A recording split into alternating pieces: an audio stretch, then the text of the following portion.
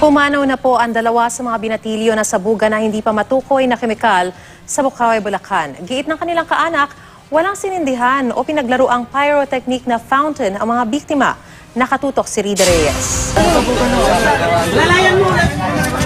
Matinding sakit ang ininda ng mga kabataang nadisgrasya sa Bukawi, Bulacan noong nakaraang Sabado. Lapnos ang iba't ibang bahagi ng katawan ng mga biktimang edad 15 hanggang 16. Base sa inisyal na impormasyon ng Bukawi Police, nasabugan ang mga biktima ng fountain na pinaglaruan umano nila. Yung ating investigasyon ng mga tanod natin, natukoy natin na dito talaga sa teritoryo ng Lulumboy na di umano isang bakanting lote na tabing ilog ay mayroong isang bodega na dati sigurong ginagawang imbakan ng paputok na maaaring pinaglaruan ng mga bata.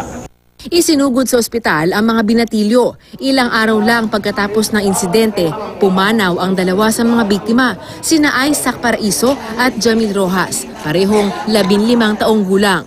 Lapnos ang malaking bahagi ng kanilang mga katawan. Ayon sa tiyahin ni Paraiso, walang naikwento ang pamangkin niya na nagsindi sila ng anumang paputok.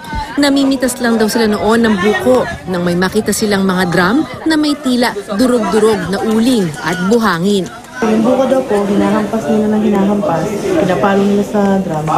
Yung pong nabiyak ang buko, yung pong sabaw, sabi po na, tumulo dun sa mga sa mga sinasabi niyang uling na durog-durog sa buhangin.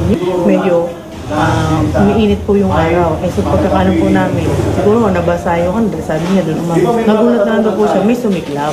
Sabi natin hindi na hustisya, tulong na lang para sa